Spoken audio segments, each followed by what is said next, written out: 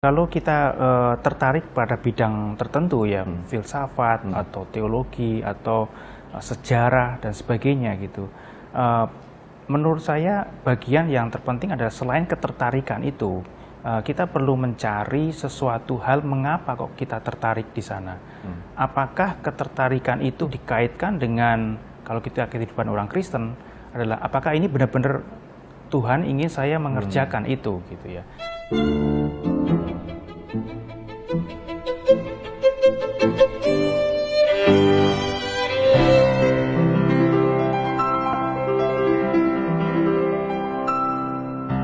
Halo Pak Tatas. Halo Pak Jimmy. Thank you Pak, udah mau diwawancara. Senang juga. Lagi sibuk apa sekarang Pak Tatas? Saya kebanyakan ada di Surabaya, yaitu di Universitas Ciputra. Saya mengajar sebagai associate professor di program studi teknologi pangan. Begitu Pak. Iya. Tapi kalau saya dengar job description-nya lumayan banyak yang bukan ngajar ya. Jadi selain ngajar juga hobi ya. Antara lain kan menulis sejarah begitu. Oh. Di antara yang lainnya yaitu terkait dengan budaya, kultur, mempelajari tentang budaya khususnya budaya Jawa. Oh.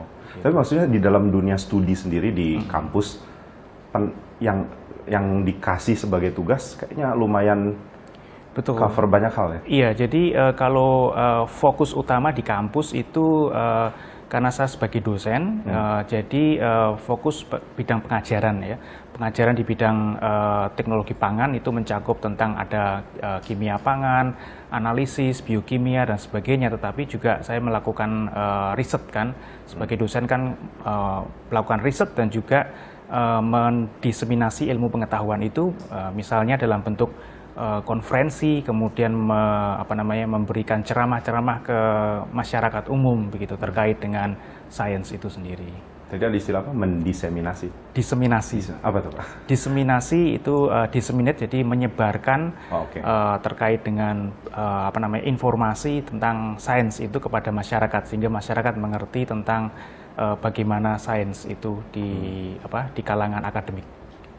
Tapi kalau orang dengar science biasanya agak high level learnings yang cuma berapa orang aja yang bisa gitu. Apakah science perlu diketahui lebih dalam oleh lebih banyak orang atau memang bidang khusus yang cuma para ahli yang dikasih bakat aja yang bisa?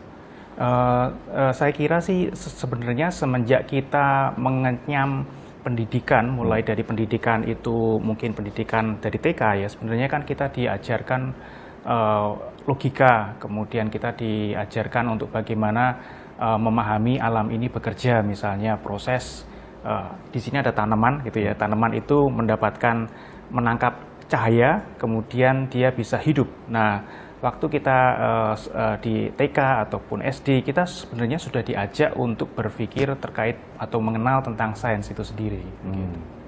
Jadi kalau kita lihat ya, ada hal-hal yang sehari-hari yang dari awal kita sudah engage ke sains sebenarnya. Iya, engage ke sains dan juga engage ke logika di balik sains itu sendiri begitu. Nah, tapi ada momen di dalam hidup Pak Tatas di mana Bapak merasa, oh saya mesti dalami ini, saya mesti dalami ini, dan apa yang menarik Bapak ke situ ya? Momen tersebut itu sebenarnya agak sedikit abu-abu ya, buram gitu. Karena ketika saya SMA lulus, kemudian mau mengambil studi, itu pun dipanggil oleh bapak saya. Bapak saya seorang pendeta. Kemudian dipanggil, kamu mau kemana begitu? Apakah Tuhan memanggil kamu merasakan panggilan Tuhan itu, kamu mengerjakan di bidang sains atau mau ke arah ke teologi begitu? Nah kebetulan bapak saya waktu itu ya dosen teologi di Satya Wacana begitu Pak. Tapi kemudian momen itu muncul itu berangsur-angsur ketika saya mempelajari kimia. Itu di SMA?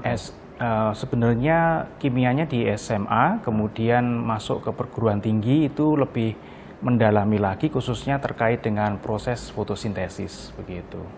Oh, jadi Papa yang dorong untuk apa istilahnya find your calling gitu atau gimana? Iya, jadi Bapak yang istilahnya menanya ya, memberikan pertanyaan dan juga saya ingat sekali waktu itu memang benar-benar semacam saya dan Pak Jimmy begini. Itu jadi bapaknya Bapak. Jadi apa namanya, bertatap muka kemudian berdiskusi cukup lama waktu itu gitu. Harapan papanya Pak Tata sebenarnya Bapak jadi pendeta atau? Sebenarnya saya melihat dari Bapak sendiri punya keinginan saya mengambil sekolah teologi begitu. Karena dulu saya mau mengambil ke sana, cuma saya ingin sekolahnya di kota lain. Nah, memang dari orang tua sendiri kami ya keluarga pendeta, tetapi kami tidak mampu. Nah, kebetulan kalau saya tetap di sekolah di Salatiga gitu ya. Saya ingin pada waktu itu mandiri dalam arti tidak diajar oleh bapak saya sendiri begitu. Okay. Jadi bapaknya Pak Tatas ingin Bapak ke teologi. Terus saya diskusi dengan Bapak, kayaknya saya posisi mirip bapaknya Pak Tatas. Apa saya mesti dorong Bapak teologi lagi atau gimana? Ya, tapi dari situ setelah saya mempelajari sains, kemudian khususnya bidang kimia dan biologi di sana. Ada hal yang menarik di sana terkait dengan alam semesta, ciptaan Tuhan dan sebagainya begitu. Nah, dari situ saya merasa bahwa ini panggilan saya untuk menggarami, untuk mentransformasi istilahnya bidang sains yang saya geluti sekarang ini begitu. Okay. Ya, memang kalau kita lihat kadang-kadang orang sempitkan panggilan itu ke misalnya kamu mau jadi pendeta atau enggak gitu kan. Betul, tapi ya. Aspek yang Pak Tatas bilang juga panggilan sebenarnya. Nah, tapi transformasi maksudnya gimana Pak? Kan sains apa perlu ditransformasi? Kalau biasanya orang-orang di bidang sains itu kan ketika saya bekerja di bidang sains di Indonesia berbeda memang ketika saya studi lanjut di luar negeri gitu ya. Di luar negeri kebanyakan para ahli-ahli sains itu didominasi oleh orang-orang yang sudah tidak lagi percaya terhadap firman Tuhan sebagai otoritatif yang tertinggi begitu. Jadi mereka membentrokkan antara firman Tuhan dan sains yang sebenarnya tidak perlu untuk dibentrokkan itu. Nah, dari situ saya memiliki pandangan bahwa justru sains ini yang perlu untuk dikembalikan pada posisi yang semula begitu, yang sudah menjadi sains di mana sains itu sudah tersekularisasi menjadi dikenal oleh masyarakat berbeda dengan waktu yang sebelumnya begitu. Tapi orang sekarang kalau dengar ini kan akan mengatakan loh itu kan fakta. Kita kan pelajari sains nggak pakai praanggapan agama harusnya. Betul. Jadi ya harusnya sih nggak ada kaitan dengan agama, dengan Tuhan. Tapi menarik Pak Tatas bilang ini baru sekarang loh, dulu nggak gitu. Jadi apa yang bikin berubah ya Pak? Kalau ketika saya di Jerman itu ketika kita mempelajari sains itu memang ada beberapa banyak latar belakang ya, istilahnya kacamata di mana kita menginterpretasi sains itu sendiri begitu. Jadi misalnya kalau kita mempelajari tentang proses fotosintesis sendiri, itu memang faktanya kan proses di mana cahaya kemudian mendorong suatu reaksi sehingga reaksi itu menghasilkan suatu energi untuk pertumbuhan daripada tumbuhan itu sendiri kan. Tetapi di sisi lain begitu itu juga menjadi dorongan bahwa independensi daripada manusia itu menjadi angkuh ya. Kemudian memandang bahwa sebenarnya tidak ada andil daripada Tuhan di dalam proses tersebut. Tetapi saya melihat orang-orang yang Kristen melihat bahwa itu adalah anugerah yang Tuhan berikan juga di dalam proses fotosintesis tadi begitu. Bapak beberapa kali bilang proses fotosintesis. Ini kayaknya bidang yang memang Bapak dalami ya waktu studi. Iya, jadi ketika saya belajar S2 di Jerman itu saya ada di dalam anak buahnya profesor yang sangat terkenal sekali di bidang fotosintesis, Profesor Hugo Scher. Itu dia Profesor Hugo Scher itu dia membuat suatu buku judulnya Klorofil. Ya, jadi saya nggak kenal karena saya bodoh.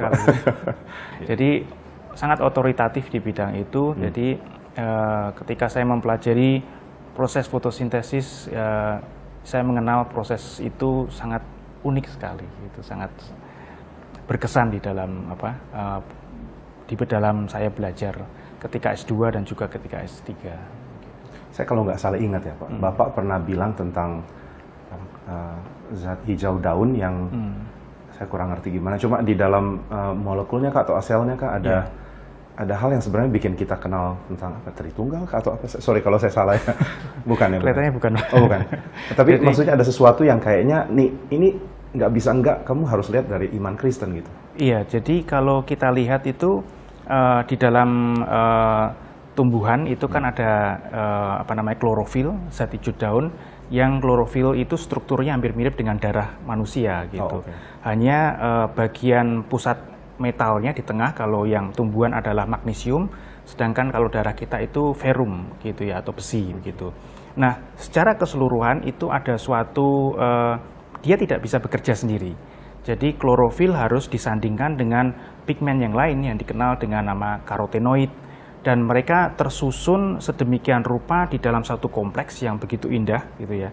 Dan itu sangat simetris. Kalau kita lihat simetrisnya, memang kalau kita lihat simetrisnya, kalau kita bagi itu masuk di dalam simetri C3 begitu.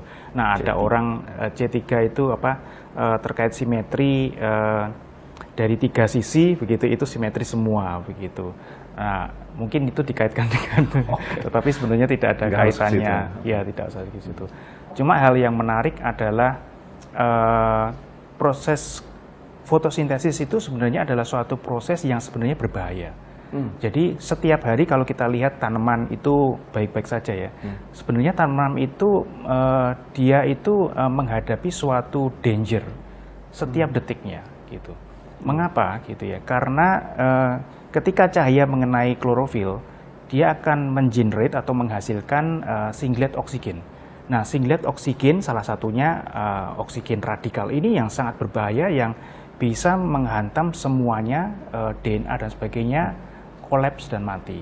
Tetapi di dalam proses fotosintesis di dalam tumbuhan itu ada pigmen lain, yaitu karotenoid, yang bersandingan dengan klorofil, yang bertugas untuk meredam bahaya daripada singlet oksigen tadi yang sangat berbahaya. Dan itu pun sebenarnya kalau misalnya tidak ada karotenoid, itu saya kira seluruh dunia akan musnah begitu ya, karena proses ini sangat berbahaya dan berbahaya juga untuk kita.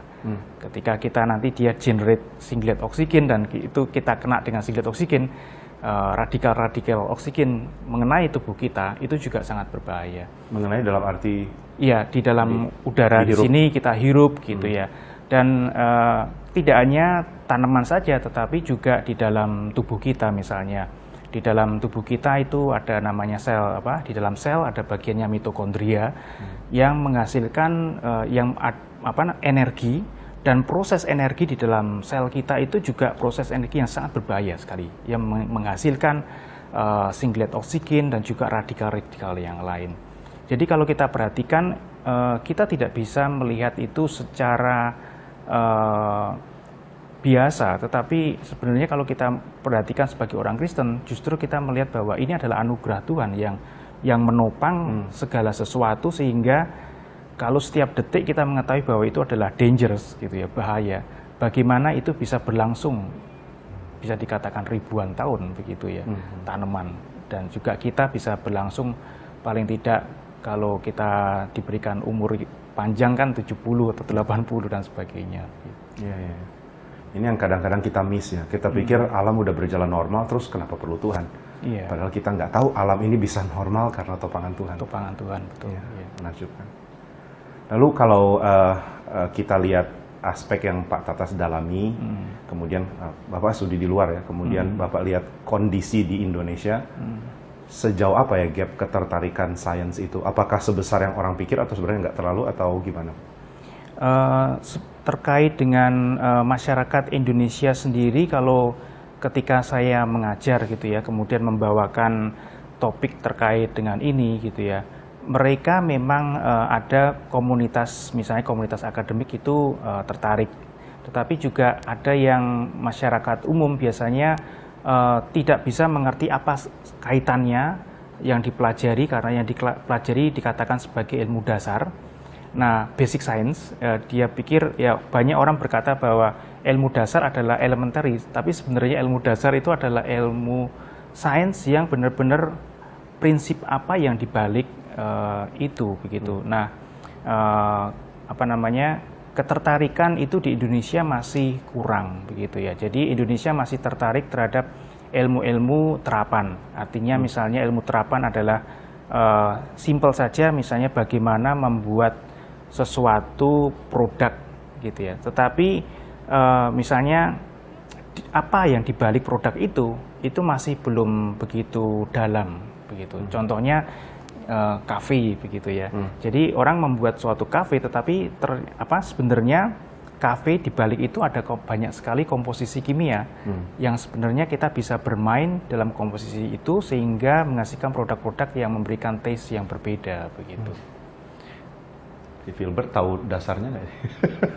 Dia cuma bikin kopi untuk dikonsumsi.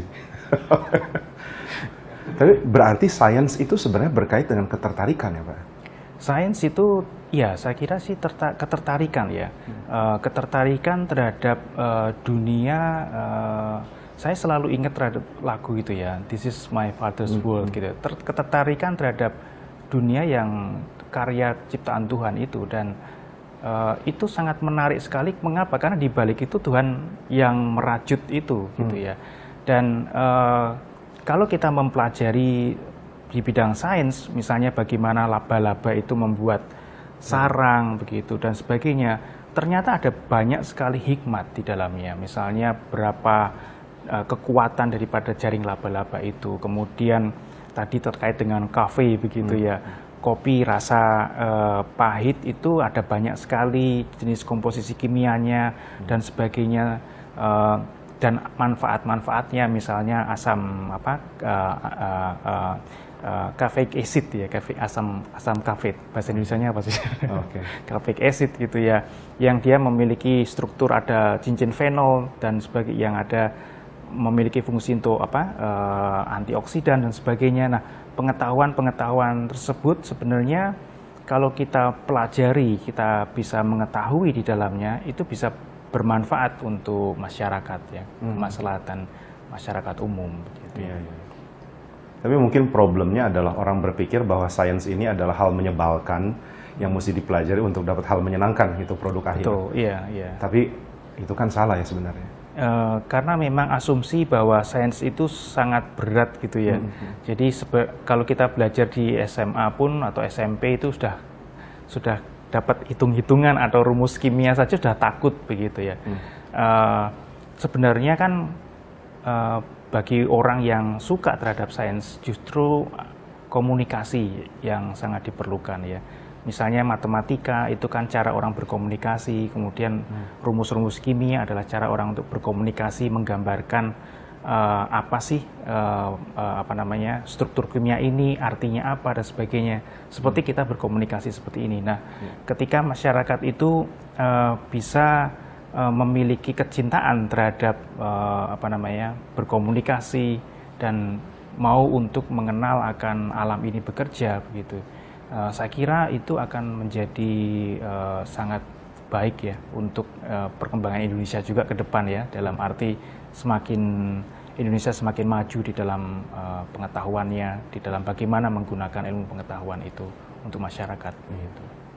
Ya, saya makin ngerti kenapa ini disebut panggilan kan. Ketika Pak Tatas terjun ke masyarakat, lalu Pak Tatas share tentang ketertarikan terhadap dunia sains, ini pasti bikin orang terbuka pikiran dan mengatakan, wah, bukan cuma menarik, ternyata sains juga tunjukkan tentang Tuhan yang menopang lah, yang memberikan kelimpahan dan banyak hal lain.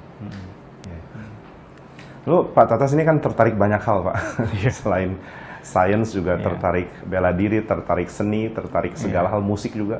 Musik juga. Main piano ya Pak ya? Saya ya, tetapi sebenarnya kalau musik itu piano kurang bagus ya. Oh masih kurang itu ya? Oke. Ya. Yang bagus apa Pak? Dulu saya kursus dari kecil itu gitar klasik. Ya. Gitar klasik. Ya, Oke. gitar klasik. Ya. Dan ada bidang-bidang yang Bapak tertarik yang kurang common juga ya Pak? Bidang yang kurang common itu mungkin saat ini bagi orang-orang yang tinggal di Jawa, yaitu adalah bagaimana menggali terkait dengan bahasa Jawa. Kemudian sejarah ya, sejarah terkait dengan bagaimana pekerjaan Tuhan yang ada di Pulau Jawa ini, misi-misi sending dan sebagainya gitu ya. Jadi pada tahun misi-misi yang sekitar tahun 1800 sampai 1900 gitu ya. Nah, di situ jarang sekali orang-orang mempelajari sejarah tersebut gitu. Dan Bapak sempat tulis buku tentang periode ini. Iya, saya menulis satu buku tentang salah satu tokoh penginjil pribumi. Bukunya berjudul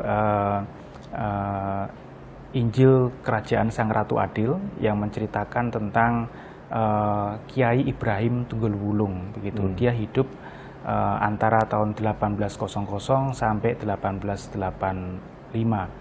Yang tentunya dia salah satu dari penginjil pribumi yang lain dan juga salah satu dari para orang-orang yang dibangkitkan Tuhan untuk melayani pekerjaan firman Tuhan di Jawa begitu. Bapak keturunannya ya? Iya. Yang keberapa ini berarti Pak? Kalau saya panggilnya dia yang canggah ya. Oh. Ya. Yang canggah itu jadi dari kakek saya adalah cucunya persis dari yang Tunggul Wulung. Ada darah hamba Tuhan loh Pak. Bapak kan pernah bikin penjelasan kalau nggak salah bentuk talk show ya? Bentuk talk show, betul ya. Mas, itu ada channelnya ya? Ada, atau iya. Sudah di off kan? Ada channelnya, talk show-nya ada di GRI Malang. GRI Malang, jadi kita bisa cek di GRI Malang tuh ya. Oke. Lalu bukunya bisa dibeli di? Bukunya bisa dipesan. Nggak ada biaya promosi Pak, tenang. Bukunya bisa dipesan melalui sekretariat GRI Malang, tapi ini sudah habis 300 cetakan. Wow. Jadi kita sekarang cetak ulang yang kedua, dan juga mencoba untuk membuat yang e-book karena ada permintaan dari luar negeri juga gitu. Masih di dalam bahasa Indonesia, belum sempat buat bahasa Inggrisnya. Oh iya. Jadi tunggu aja cetakannya keluar ya Pak? Iya. Jangan dibajak ya? Iya, mohon jangan dibajak. Jadi kalau saya lihat, oke lah Bapak dalami banyak hal, itu selalu dimulai dari ketertarikan sebenarnya kan? Semuanya iya, dimulai dari ketertarikan, dan ketertarikan itu timbul ya dari sekitar saya sih, mulai dari bapak saya, kemudian mulai dari ibu saya, keluarga, dan juga jemaat begitu.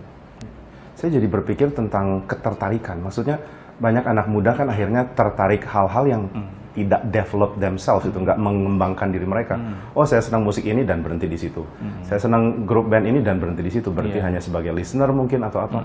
Tapi usaha untuk gali sampai sesungguh-sungguhnya itu sangat kurang sih ya.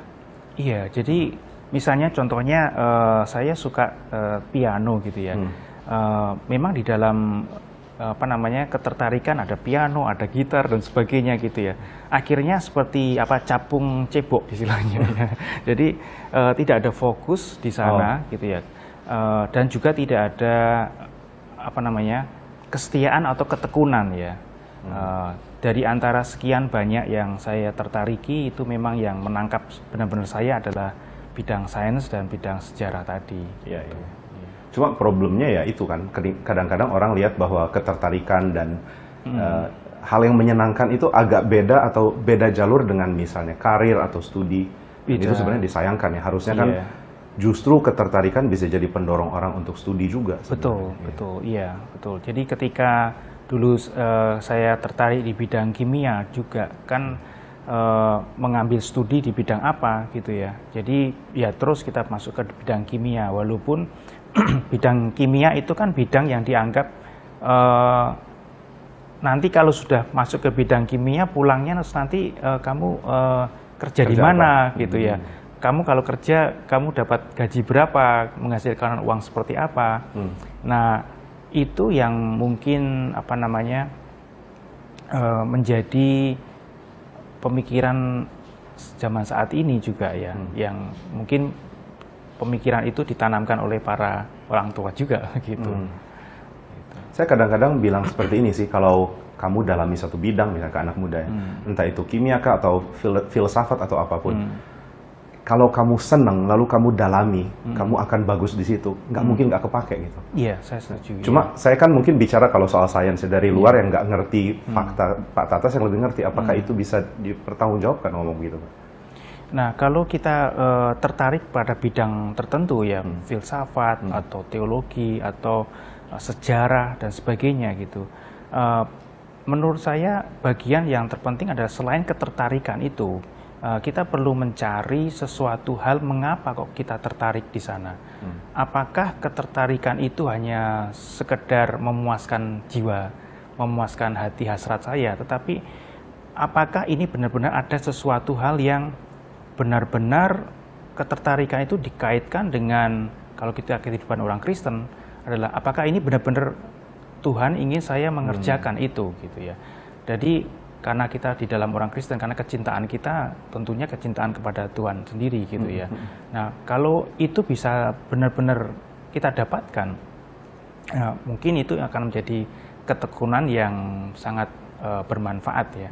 Bermanfaat tidak hanya untuk kita ya, biasanya kan kalau kita belajar ya semuanya untuk kita, tetapi kan ketika kita sudah mengenal Kristus, kita mulai melihat untuk manfaat itu bagi orang lain dan sebagainya, sehingga penggalian akan bidang yang kita tertariki akan jauh lebih limpah gitu ya, karena fokusnya sudah berbeda.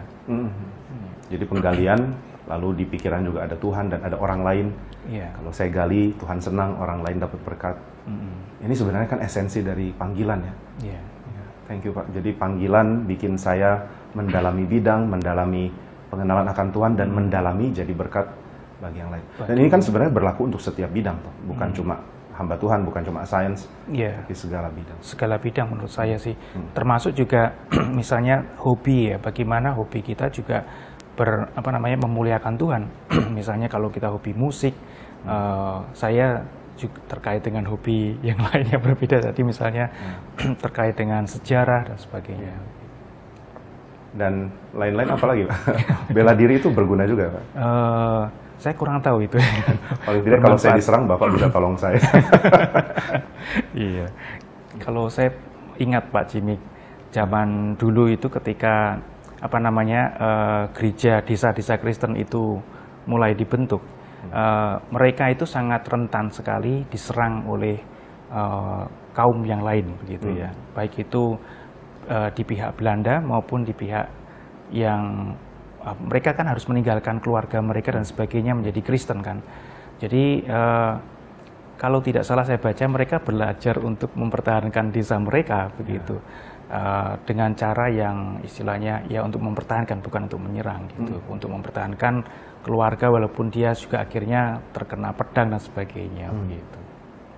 Pak Tatas, apa bisa share apa yang Bapak sangat maksudnya setelah studi ya, lalu dapat hal yang menarik dengan dari Kiai Ibrahim Tunggul Wulung, Pak?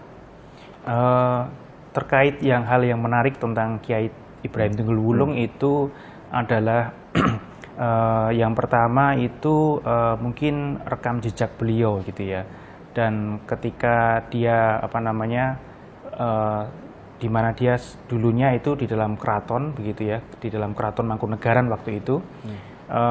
Di dalam pergumulannya akhirnya dia mencari akan kebenaran gitu. Dia mencari tentang kebenaran, dan di dalam pencariannya dia benar-benar mencari itu dengan seluruh ketekunannya begitu ya. Bahkan dia pernah dicatat memang dia meninggalkan keluarganya untuk mencari itu, keluarganya dititipkan di Solo begitu ya.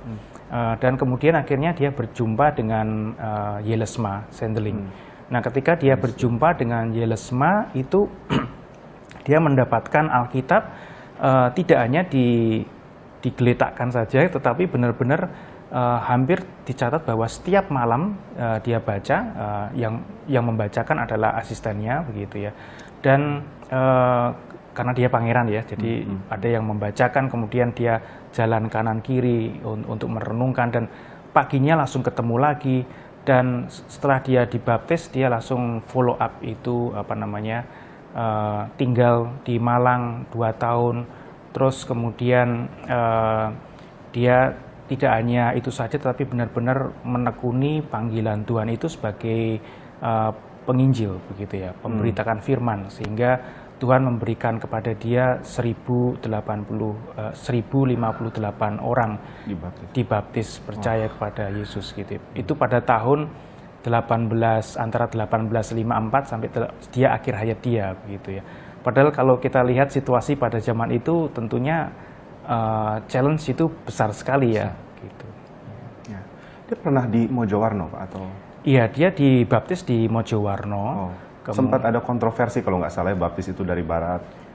Iya, jadi sempat ada kontroversi terkait dengan baptisan beliau gitu ya. Terkait dengan misalnya kenapa kok dia dibaptisnya ada delay gitu ya.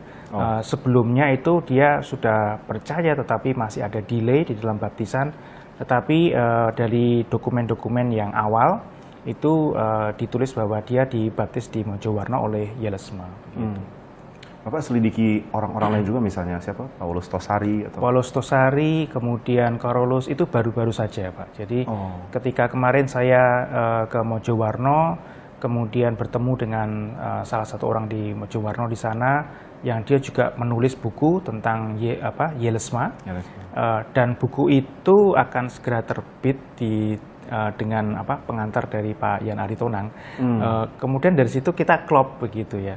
Nah, dari situ saya mendapatkan beberapa catatan-catatan di dalam tulisan Jawa yang saya harus baca, dan mungkin saya harus translate di dalam bahasa Indonesia. Nah, proyek ke depan itu apakah mau masih sharing sih gitu ya. Apakah akan menulis itu dalam satu buku tersendiri atau hanya menerjemahkan catatan sejarah yang belum pernah dibaca orang begitu. Catatannya dalam bahasa Jawa, tulisan Jawa, aksara Jawa. Itu perlu, Pak. Ada tokoh siapa? Kolen ya, atau yang sangat kontroversial? Iya, betul. Jadi Kolen itu ada di Ngoro, di Mojowarno, Ngoro gitu ya. Jadi ada 2 tokoh yang sangat kontroversial, yaitu selain Kolen sebenarnya Yohanes Emde. Emde itu sangat dikenal sebagai orang yang sangat suci gitu, tapi pietis sekali. Kemudian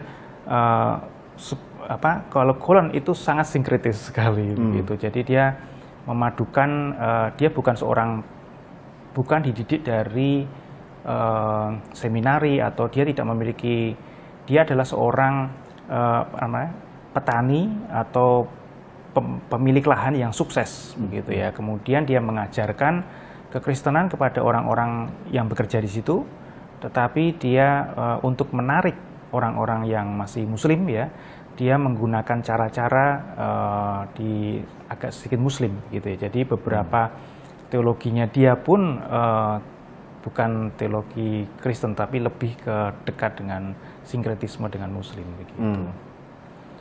Tapi cara yang seperti itu cukup menarik ya, maksudnya beli tanah besar, kemudian pekerjakan orang sekaligus bermisi. Iya, jadi cara seperti itu diterapkan pada saat itu ya, tidak hanya Kolen saja, tetapi juga ada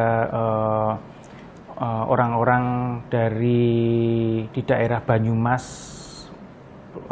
Jawa Tengah ya, di daerah situ itu mereka juga punya lahan, kemudian orang-orang yang bekerja di situ setiap sore itu kemudian diajarkan firman Tuhan begitu. Wah, ditunggu Pak buku-buku berikutnya ini. Nah, studi tentang sejarah kita sendiri kayaknya cukup langka ya Pak? Iya, masih cukup langka yang ditulis oleh orang-orang Indonesia sendiri. Orang luar malah cukup banyak. Kalau orang luar itu menulisnya kan sudah cukup lama. Terakhir itu kan Pak Van Ackeren ya kalau tidak salah, yang dulu pernah bekerja di Malang di Balewiata.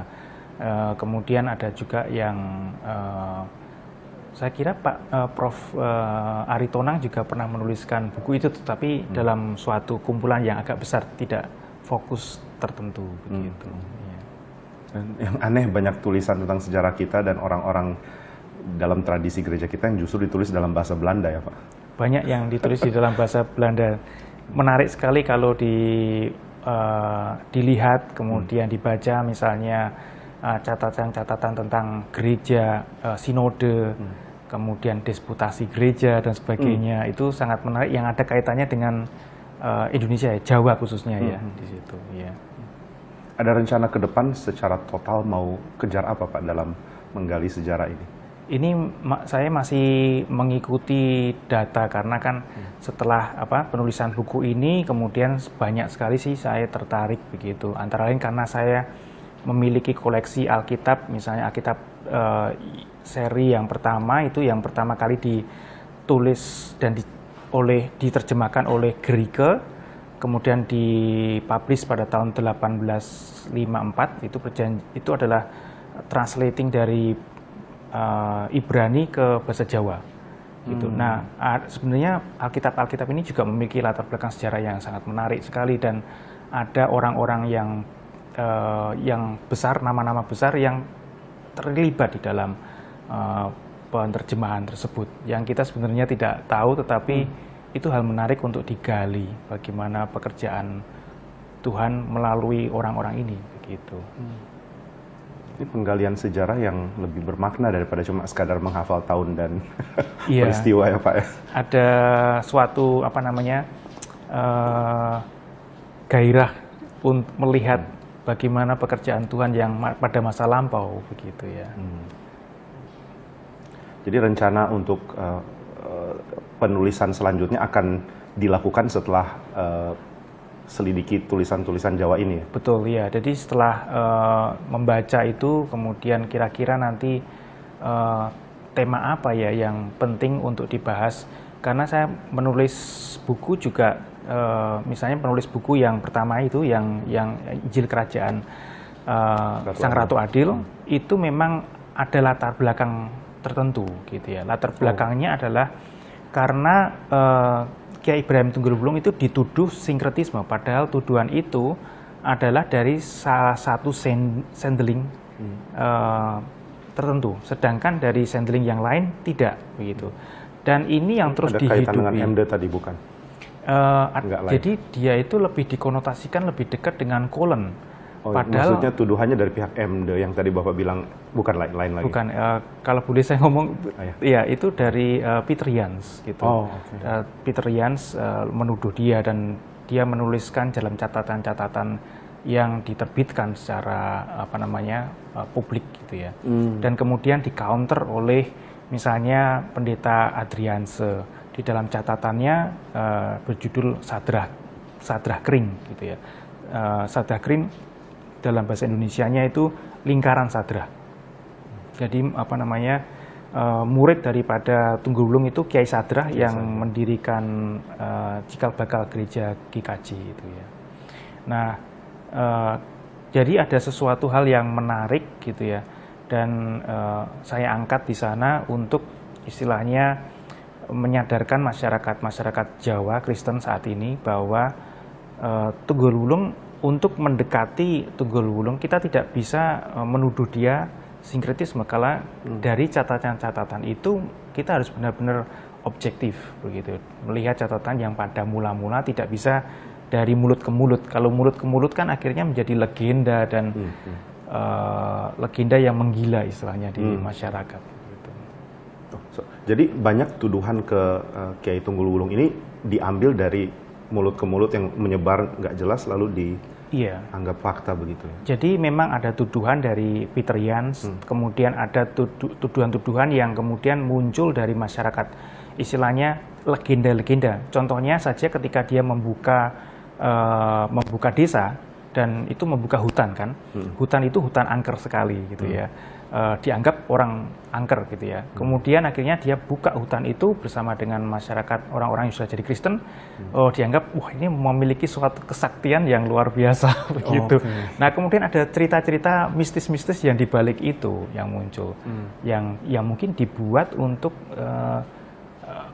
untuk menimbulkan sesuatu, menakut-nakuti orang atau apa. Tetapi itu terus terbawa hingga saat ini gitu.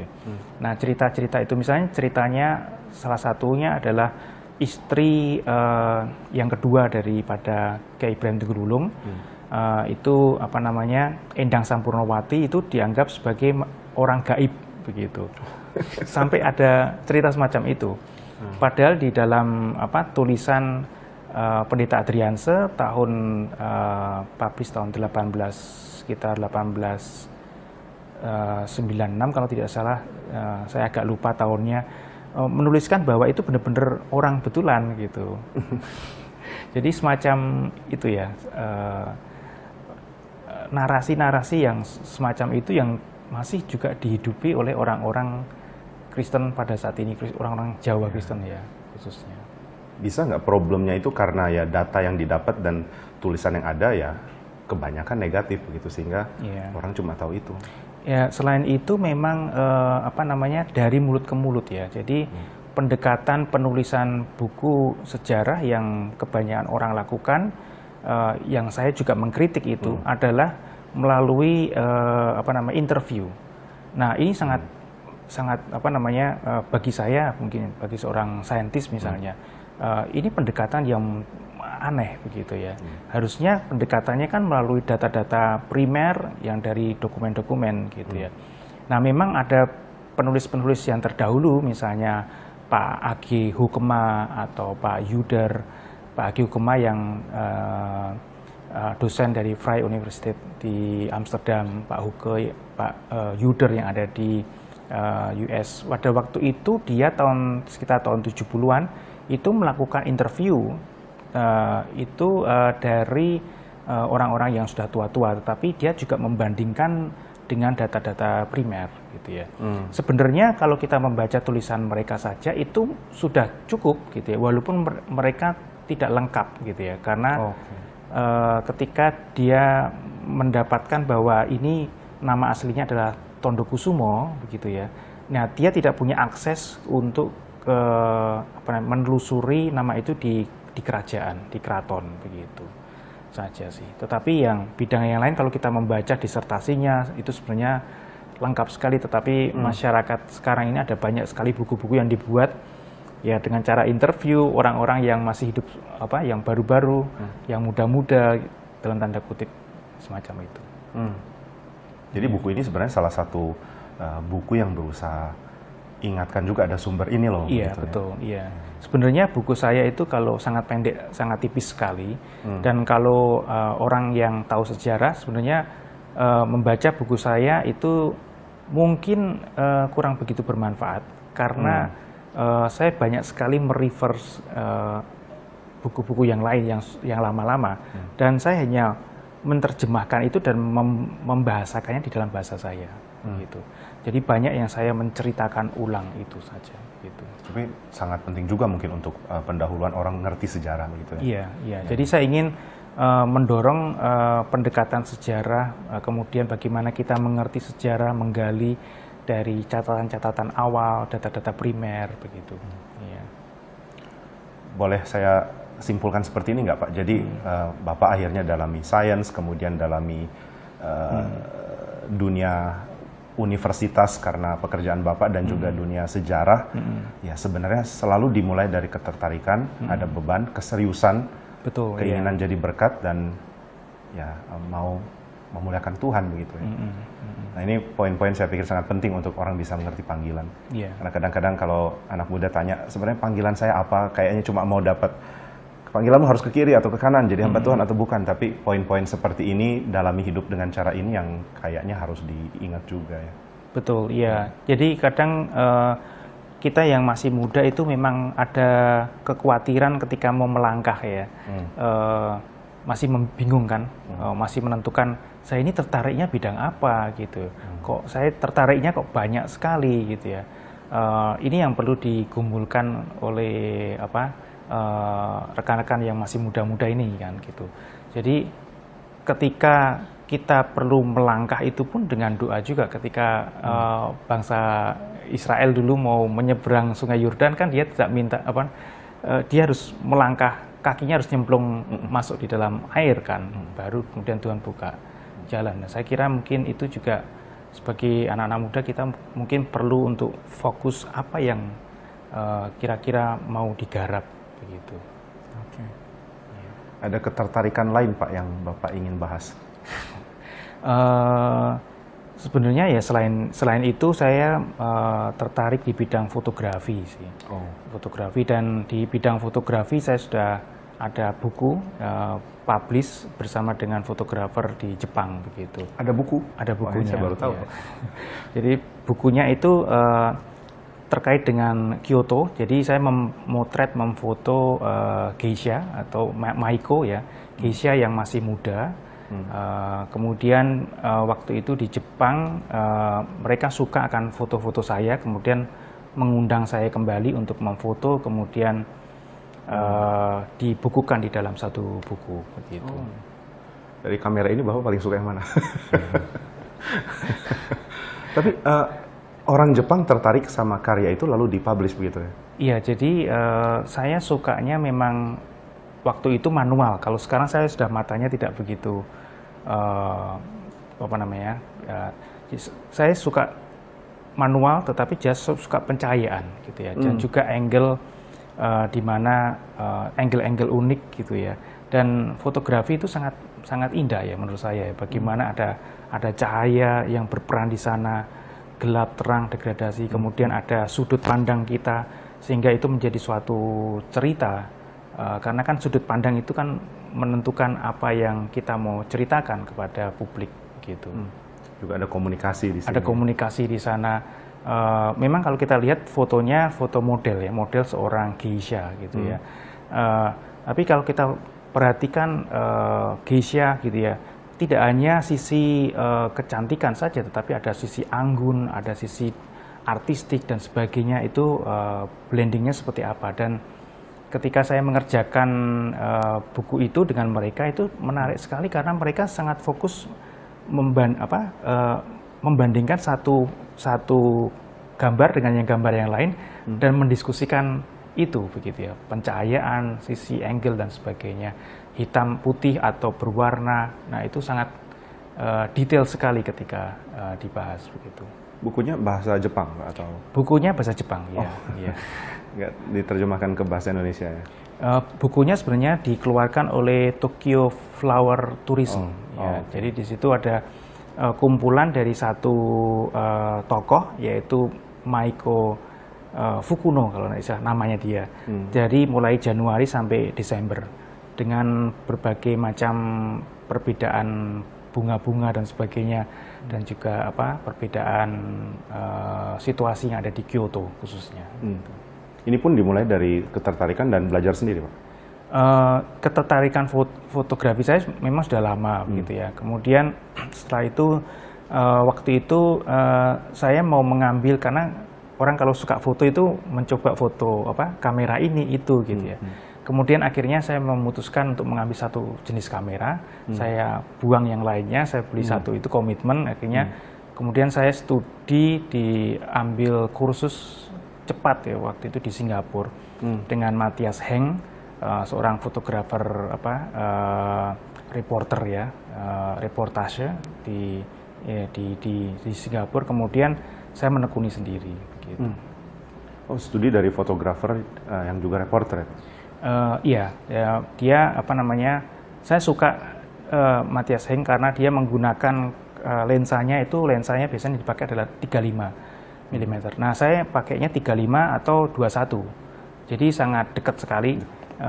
Dan dia pernah memotret banyak hal terkait dengan kemanusiaan kalau Matthias Heng. Dia pergi, ini waktu ini perang Rusia ini dia ke sana gitu ya. Dia memotret jarak dekat padahal dengan menggunakan kamera 35 mm dan itu benar-benar dekat sekali gitu. Bapak tertarik jurnalisme juga kah? Kalau jurnalisme saya kurang bisa di situ ya. Oke. Lalu untuk ke depan ya Pak, dalam kembali ke dunia universitas di Indonesia, hal apa ya yang sangat lacking, sangat kurang, dan kayaknya kita perlu perjuangkan itu sebagai orang Kristen gitu? Ya, kalau di dalam dunia pendidikan itu menurut saya adalah bagaimana terkait dengan ini ya, komitmen tadi ya. Jadi ketika kita mengajar, kemudian bagaimana menginspirasi anak-anak muda juga ya, terkait dengan bidang tertentu misalnya. Nah, bagaimana para dosen ini benar-benar bisa menginspirasi mereka, membuka wawasan terhadap begitu luar biasanya ini bidang-bidang, baik itu sains atau bidang sosial, bidang ekonomi. Nah, itu perlu untuk digarap di Indonesia. Jadi benar-benar dosen-dosen, karena saya kan juga sekarang ini di dalam satu project yaitu DIES Partnership. DIES itu terkait dengan strategi dan inovasi perguruan tinggi begitu. Nah, di dalam bidang itu ada satu bidang yaitu terkait bagaimana peran daripada dosen untuk yang bisa menginspirasi mahasiswa terkait dengan bidang tertentu, sehingga mahasiswa itu membuka wawasan dan tertarik di bidang itu dan mengambil ketertarikan itu serius begitu, tidak hanya sebagai sambilan saja, tetapi benar-benar dia serius di bidang itu.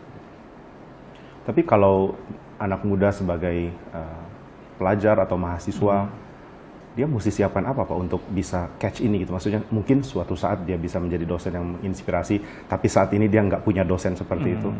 Apa yang harus mereka lakukan kalau dalam pendapat Bapak? Iya, jadi memang di sini kita perlu ada dua sisi, baik itu dosennya perlu untuk dilatih ya, tetapi di satu sisi juga mahasiswa itu sendiri ya, dengan segala keterbatasan, banyak sekali dosen yang memiliki keterbatasan, tapi kalau mahasiswa itu memiliki suatu dorongan begitu ya, dia bisa mencari informasi itu sebenarnya dari luar gitu. Sekarang kan sudah tidak lagi zamannya di kelas kan, apalagi kalau kita buka YouTube kita bisa belajar tentang apa yang di MIT dan sebagainya gitu ya. Tetapi ada satu hal yang mungkin perlu untuk kita pelajari, yaitu bagaimana attitude untuk mau belajar dan attitude untuk kita mungkin pelajaran itu bisa kita dapatkan di mana saja, tetapi hidup orang itu kan berbeda gitu ya. Seorang dosen kan berbeda, dia sudah mempelajari itu lama dan dia menghidupi itu lama gitu ya. Justru itulah mungkin dari mahasiswa-mahasiswa yang perlu mempelajari, karena pelajaran tidak hanya sekedar ilmu saja, tetapi bagaimana interaksi antara sesama itu ada muncul gitu. Jadi self study perlu kuat, tapi juga terbiasa interaksi untuk gali pikiran orang, diskusi dengan dosen. Kemudian pertanyaan pun mungkin pertanyaan yang serius begitu. Karena saya banyak sekali menjumpai suatu pertanyaan itu tidak sesuatu hal yang serius, tetapi hanya sebatas mengetes atau muncul dari ego seseorang gitu ya, ego dari penanya begitu ya. Tetapi sesuatu hal yang benar-benar tanya ya benar-benar tanya, dan ada timbal balik yang mutual yang saling bisa bertumbuh gitu. Oke. Pak Tatas, thank you so much untuk waktunya. Yeah. Thank you, udah banyak hal yang Bapak bisa kasih untuk kita semua. Kiranya Tuhan berkati Pak pelayanan Bapak, pekerjaan Bapak ke depan. Iya, demikian juga Bapak. Ya.